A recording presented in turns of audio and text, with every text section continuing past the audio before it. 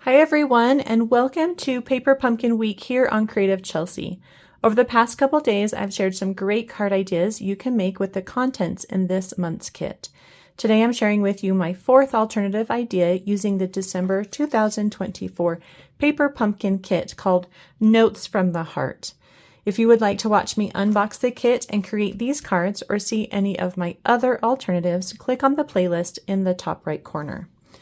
Today I am creating this beautiful card, which uses the gorgeous large flower die cut from the kit with Moody Mauve as the background to give it a romantic feeling. This card is both simple and gorgeous. Each month I take the contents from the Paper Pumpkin kit to make alternative projects. My cards are easy to follow and can be made by both experienced or new paper crafters. You may need just a couple other products to complete them.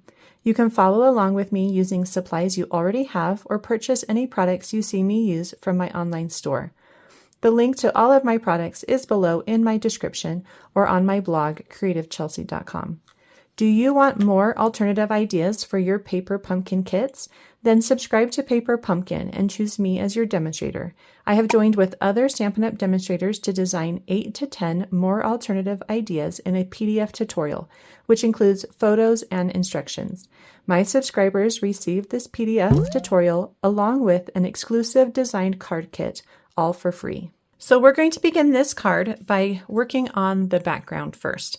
And the background's really similar to my previous card. I found this splatter image from the March 2024 kit. It's the Daisies for You, which was the extra stamp set in the March kit. And it's just the splatter image here. And I'm going to use Moody Mauve, and we're just going to stamp this image on a Moody Mauve piece of cardstock that is 4 inches by 5 1/4, which is a perfect size for a card front. And just kind of keep it random. Don't need to worry too much about in the center, just along the edges. Let's do another one right there. Okay. And you can always add more after you have added the other details if you want. I did want to create a distressed edge, and so you can either take a pair of paper snips or your fingernail, and you're just going to distress the edge by running it back and forth. If it tears a little bit, that's okay.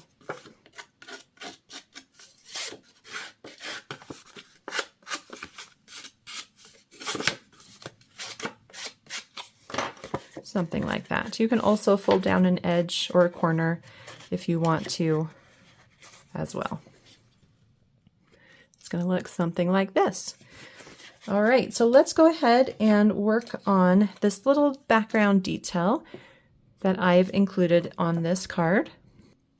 This detail includes a strip of mossy meadow as well as the scallop piece that we cut from our very last alternative.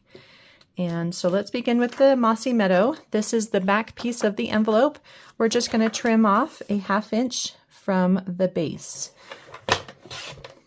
You are going to have maybe a little bit of overlapped cardstock, and so we can trim that off as well.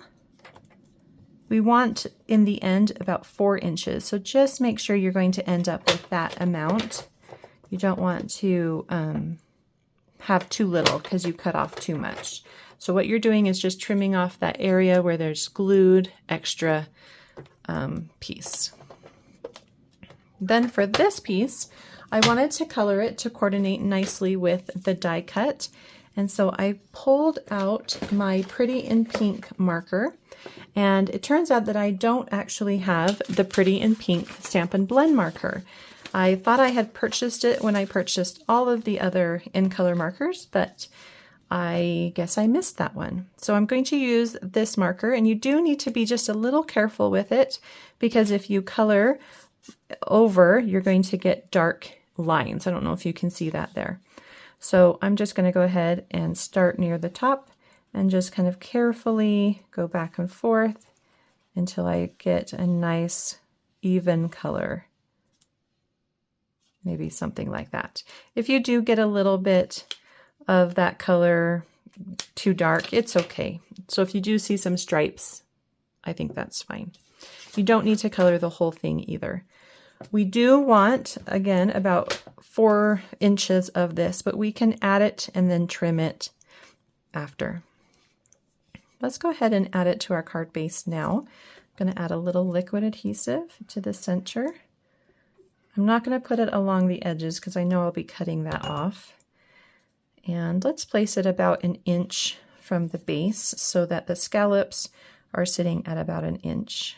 So that's about 1, 2, 3, 4.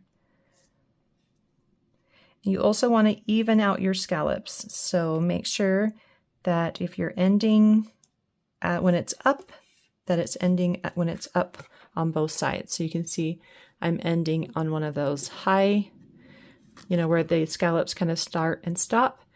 On this one, I ended at the bottom of a scallop. So either one of those works. And then take your paper snips and just trim off the excess. And then we can also add our 1/2 inch piece here.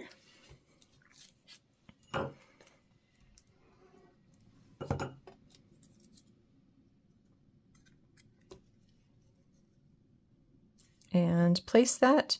If you want a lot of your scallops showing, or if you want a little bit, it's totally up to you. I'm going to place it so it's about that much. And then we're going to also wrap some white linen thread around. And I'm going to do 10 inches for my bow, because I'm going to tie a bow. And then I'm going to also double up the width of my cardstock. So that's going to be 4 plus another 4, so about 18 inches. You can always cut it a little big too if you want. Then let's go ahead and take some more of our white thread and give ourselves about 10, maybe 11 inches. I'm going to go just a little bigger so it's closer to 11. And let's go ahead, pull the 2 ends together on one side so that you know they're nice and even. There. And then you're just going to tie a knot. So I've got my knot. I'm going to hold it down with my finger, place that loose piece right over the center, and then tie around that loose piece a knot again. Okay, so nice and tight. Then this loose piece, you're going to take the ends and you're going to hold down that knot there, and you're going to pull so that the ends are even and the center of the ends is right where that knot is. And then you'll separate the 2 pieces so that they go on opposite sides with the other piece. So now I have 2 in each hand, and then you're going to tie your bow from here.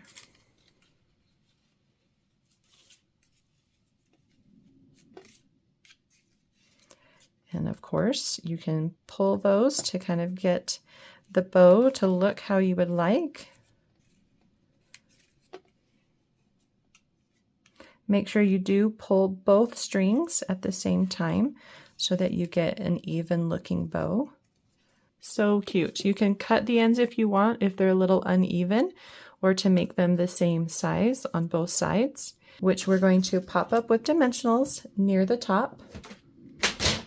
So grab your dimensionals.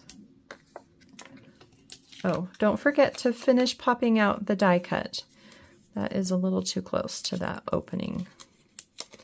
So there's a couple areas that are cut out, and you don't want to forget those. That just really makes a nice detailed die. This is going to go right in the center. You can place it underneath the twine. Maybe something like that.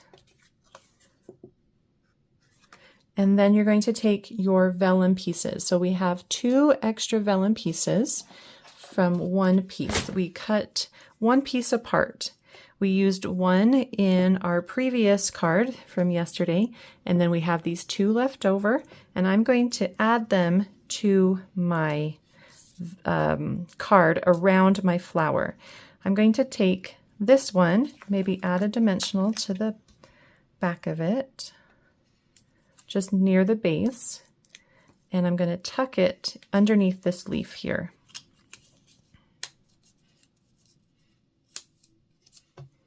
Kind of like that. And then this one, I am going to take, where did it go? This piece, and I'm going to add it underneath my twine on the left side.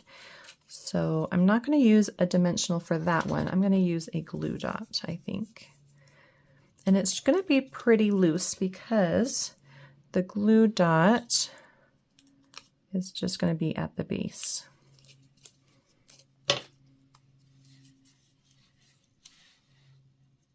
So maybe something like that. Okay. All right. Let's next work on our greeting. I thought this was such a beautiful card. It would be gorgeous for Mother's Day or for a birthday. And so I've got my happy birthday on a block, and I wanted to coordinate with that Mossy Meadow. So I'm going to use Mossy Meadow ink.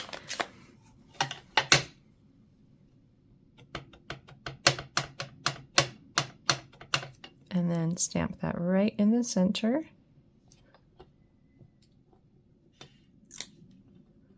Just like that.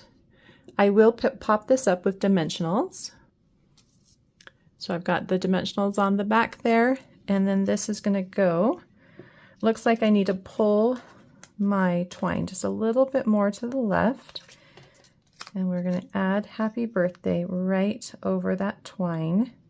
I do want to see a little bit of that scallop still peeking out. So right about there, I think. Looks good. Okay. Let's go ahead and add this to our card base. I'm using a card base of Moody Mauve so that we get a nice tone-on-tone look. I do want to pop this up just for a little depth, and because we've got the twine wrapped around the back. And I added it already, so it's popped up right there in the center. All right, so once our card's put together, I wanted to also add some Wink of Stella to the vellum leaves. So I'm going to grab a scratch piece of paper and just make sure that my Wink of Stella is working. And so once you get a little bit of stuff coming out of it, you're just going to swipe that Wink of Stella onto your leaves. And let's see if you can see that little bit of glimmer coming through. It's such a soft little touch of just such a pretty look, but it's not overwhelming. And I love adding Wink of Stella to vellum because you can see through it, and so it's just a little hint of the glimmer on the other elements of your card, but it's on the vellum. So it just makes that vellum really stand out beautifully.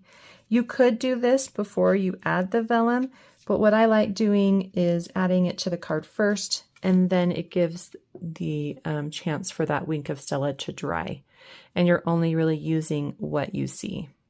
So that card is now all done. Well, I hope you enjoyed watching me create this beautiful card today. If you're interested in seeing written instructions or close-up images on how to create the card, you can visit my blog, creativechelsey.com. If you would like to subscribe to get your own monthly crafting kit, you can do so using the link in the description box below. Thanks so much for watching. Have a creative day. Bye.